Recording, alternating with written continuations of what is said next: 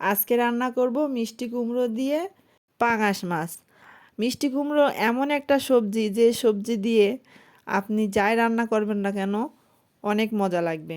Hello guys, আসসালামু আলাইকুম। কেমন আছেন আপনারা? বরাবরের মতো নতুন একটু ভিডিও নিয়ে হাজির হয়ে গেলাম আমি মোহনা। প্রথমে ভালোভাবে মিষ্টি কুমড়োগুলো কেটে ধুয়ে নিলাম। তারপর পাঙাশ মাছটা ভালোভাবে কেটে ধুয়ে লবণ হলুদ মাখিয়ে নিলাম। কেটে নিলাম পেঁয়াজ, রসুন আর কাঁচামরিচ। তারপর কড়াইতে তেল দিয়ে দিলাম। তেলটা গরম হয়ে গেলে হলুদ লবণ মাখানো মাছটা একে একে দিয়ে দিব। তারপর এই পাশ ও পাশ করে উল্টিয়ে মাছটা ভালোভাবে লাল লাল করে ভেজে নিব। পাঙাশ মাছগুলো অনেকক্ষণ এপাশ ওপাশ করে ভেজে নিলাম যেন কোনো গন্ধ না করে।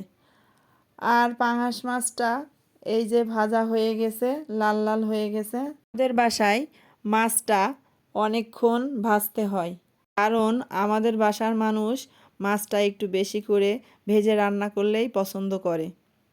তারপরে দিয়ে দিলাম পেঁয়াজ কুচি। পেঁয়াজটা লাল লাল হয়ে গেলে দিয়ে দিলাম একে একে মশলা, রসুন বাটা, আদা বাটা, পেঁয়াজ বাটা, হলুদের গুঁড়া, শুকনো মরিচের গুঁড়া, লবণ দিয়ে মশলাগুলো ভালোভাবে কষিয়ে নিলাম। তারপর দিয়ে দিলাম ধুয়ে রাখা মিষ্টি কুমড়োগুলো। তারপর মিষ্টি কুমড়োগুলো দিয়ে ভালোভাবে মশলার সাথে কষিয়ে নিলাম। অনেকক্ষণ কষিয়ে একবারে মিষ্টি কুমড়োগুলা ভাজা ভাজা করে নিলাম। মশলার সাথে মিষ্টি কুমড়োটা ভাজা ভাজা করে নিয়ে তারপর দিয়ে দিলাম একটু ঝোলের পানি। এরপর অপেক্ষা করব বলক আসার জন্য। এই যে আমার মিষ্টি কুমড়োটা বলক চলে এসেছে। এবার এর ভিতরে দিয়ে দিব ভেজে রাখা পাঙাশ মাছগুলো। আমার ছোট ছেলের পাঙাশ মাছটা অনেক পছন্দ। সে পাঙাশ মাছের নাম বলতে পারে না, সে বলে এটা কাটা ছাড়া মাছ। আর মিষ্টি কুমড়ো দিয়ে যদি পাঙাশ মাছ রান্না করি তাহলে তো সে আরও পছন্দ করে, কারণ মিষ্টি কুমড়োটা খেতে একটু মিষ্টি মিষ্টি লাগে আর তার মিষ্টিটা অনেক পছন্দ। আপনাদের সাথে আমার ছোট ছেলের গল্প করতে করতে পাঙাশ মাছটা হয়ে গেছে। এবার আমি গরম গরম পরিবেশন করব।